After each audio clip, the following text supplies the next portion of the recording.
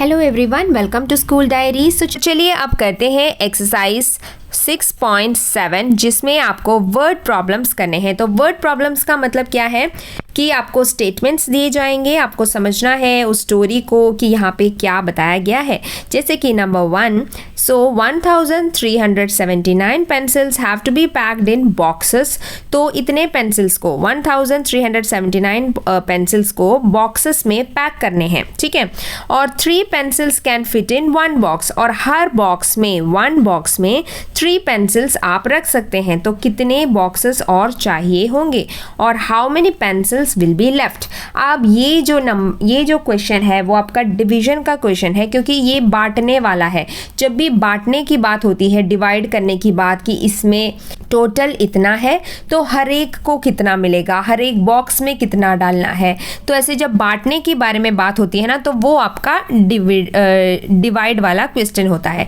तो यहाँ पे आपको 1379 को डिवाइड करना है 3 के साथ, तब आपको मिल जाएगा कि हर एक बॉक्स में कितना रखना है, मतलब कितने बॉक्सेस में इन्हें बांटा गया होगा, ठीक है। और फिर बताया कि how many pencils will be left. तो इसका मतलब है जो आपका रिमाइंडर में बचेगा डिवाइड करने के बाद वो है लेफ्ट पेंसिल्स, क्योंकि उनका डिवीजन नहीं हो पाया, वो रिमाइंडर है, वो बचा हुआ नंबर ही है। तो इसीलिए वो आपका लेफ्ट होगा कि रिमाइंडर कि कितने पेंसिल्स का डिवीजन नहीं हुआ, कि वो बच गया। तो ऐसे आपको करना है। क्वेश्चन नंबर 1 आप यहाँ पे देख सकते हैं। नेक्स्ट देखते हैं question number 2, 9 chairs are to be kept in a row. अब 9 चेयर्स को जो है आपको एक रो में, एक लाइन में रखना है। If there are 1004 chairs, how many rows can be made, how many chairs will be left. तो लेफ्ट का मतलब है जो भी आपका नंबर रिमाइंडर में बचेगा डिवाइड करने के बाद, ठीक है। सो यहाँ पे पूछा है कि एक रो में, ऐसे एक रो में 9 चेयर्स आपको रखनी है, ठीक है। ये रो होता है, तो एक रो में ऐसे आपको 9 चेयर्स रखनी है। 1004 चेयर्स हैं, तो कितने रोज आपको लगाने पड़ेंगे। तो आप क्या करेंगे, 1004 को आपको डिवाइड करना है 9 के साथ, कि हर एक रो में अगर आप 9 रखते चले जाएंगे तो कितने रोज आपको मिलेंगे। जो रिमाइंडर होगा उसका मतलब उतने चेयर्स का बंटवारा नहीं हुआ, इतने चेयर्स को हम सेट नहीं कर पाए, ठीक है। तो ऐसे आपको ये क्वेश्चन करना है। नेक्स्ट देखते हैं 3682 tins of fruit juice were packed in 7 containers equally. अब ये जो नंबर है 3682 फ्रूट जूस के टिन्स हैं, जिन्हें आपको 7 कंटेनर्स में इक्वली रखना है, इक्वली बांटना है। तो ऐसे क्वेश्चंस आपके डिवीजन होते हैं। तो मतलब कि हर एक टिन में, ईच कंटेनर में कितने टिन्स आप रख पाएंगे। तो इसमें भी आपको 3682 को डिवाइड करना है 7 के साथ। तो आपको पता चल जाएगा कि हर एक कंटेनर में कितने टिन्स आएंगे। नेक्स्ट देखते हैं 1146 tickets were sold for a show in an auditorium. एक ऑडिटोरियम में कुछ शो के लिए जो है 1446 टिकट्स बेचे गए। There are 6 sections in the auditorium which same number of people can sit. अब देखिए टोटल इतने टिकट्स बेचे गए और 6 सेक्शंस हैं जिसमें लोग बैठ सकते हैं। तो हर एक सेक्शन में कितने लोग बैठ सकते हैं। तो टोटल को आपको 6 सेक्शंस में बांटना है, तो आपको पता चल जाएगा कि कितने लोग एक एक सेक्शन में बैठे हैं, ठीक है। तो आपको 1146 को डिवाइड करना है 6 के साथ।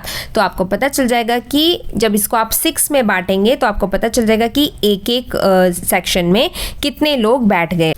नेक्स्ट देखते हैं अ बॉक्स कंटेन्स, एक बॉक्स में 75 स्वीट्स थे।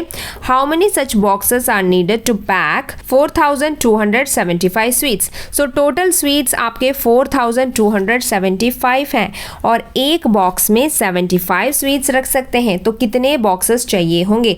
तो आपको क्वेश्चन ही ढूंढना है कि कितने बॉक्सेस। सो आप 4275 को डिवाइड करेंगे 75 स्वीट्स के साथ। तो जो आपका आंसर होगा वही है, उतने बॉक्सेस आपको चाहिए होंगे, इतने सारे टॉफीज़ को, स्वीट्स को आपको बांटने के लिए। Next, how many hours are there in 2520 minutes. So 2520 minutes का मतलब कितने घंटे होते हैं। तो हमें पता है कि एक घंटे में, है ना, 1 hour is equal to 60 minutes होते हैं। तो अब 2520 मिनट्स मतलब कितने घंटे, तो आपको 2520 को डिवाइड करना है 60 के साथ, ठीक है। तो आपको मिल जाएगा कि कितने घंटे होते हैं। Number 7, the product of two number, दो नंबर का प्रोडक्ट का मतलब क्या होता है, मल्टीप्लिकेशन। एक नंबर का दो नंबर का प्रोडक्ट है, कौन से दो नंबर नहीं पता, 1820 है दो नंबर के मल्टीप्लिकेशन का आंसर। इसमें वन नंबर इज 35। अब एक नंबर 35 है तो दूसरा नंबर यहाँ पर क्या है, तो ये भी आप कैसे फाइंड आउट करेंगे। 1820 को आपको डिवाइड करना है 35 के साथ, तो आपको मिल जाएगा कि दूसरा नंबर यहाँ पर क्या है। नेक्स्ट देखते हैं 8, how many weeks do 1575 days make. जब ऐसे क्वेश्चन आते हैं तो आपको हमेशा सोचना है कि 1 वीक में कितने दिन होते हैं। सो 1 वीक में, एक हफ्ते में हमें पता है 7 डेज होते हैं, है ना। सो अब आपको क्या करना है, 1575 को डिवाइड करना है इस 7 के साथ, तो आपको मिल जाएगा कि कितने वीक्स होते हैं। Next 9, if 23 shirts cost rupees 8832, what is the cost of each shirt। यहाँ पे बताया कि 23 शर्ट्स किसी ने खरीदे तो उसको कितने रुपए देने पड़ेंगे, 8832, यानी 23 शर्ट्स खरीदने के लिए इतने रुपए देने पड़ेंगे। तो उसका मतलब क्या है कि हर एक शर्ट को खरीदने के लिए कितना देना पड़ेगा। तो ये भी डिवीजन है ना, क्योंकि एक के बारे में पूछा है। देखिए जैसे मल्टीप्लिकेशन में हमने क्या किया था, क्वेश्चन में एक के बारे में दिया होता है और ज़्यादा के बारे में पूछा होता है, तब वो मल्टीप्लाई होता है। लेकिन डिवीजन में उसका उल्टा होता है कि ज़्यादा नंबर्स का क्वेश्चन में दिया होगा और एक नंबर के बारे में, एक चीज़ को फाइंड आउट करने के लिए दिया होगा, यानी कम के बारे में पूछा होगा, तो वो होता है आपका डिवीजन वाले वर्ड प्रॉब्लम्स। तो ऐसे आप इसे समझेंगे, ठीक है, कि कहीं पर भी अगर एक का पूछा है, ईच मतलब 1 है ना, तो उसका मतलब आप वहाँ पर डिवाइड करेंगे, ठीक है। तो यहाँ पे आपको 8832 को डिवाइड करना है 23 के साथ, तो आपको मिल जाएगा कि एक शर्ट का प्राइस कॉस्ट कितना है। अब नेक्स्ट देखते हैं डिस्ट्रीब्यूट। अब देखिए बांटना है तो मतलब डिवाइड ही करना है ना। 816 एप्पल्स को आपको इक्वली बांटना है 102 पीपल के बीच में। तो यहाँ पर भी बहुत ही सिंपल है, आपको सिर्फ 816 के साथ डिवाइड करना है 102 को, ठीक है। तो आपको मिल जाएगा कि हर एक पर्सन को कितना मिला, देखिए ईच पर्सन को कितना मिला।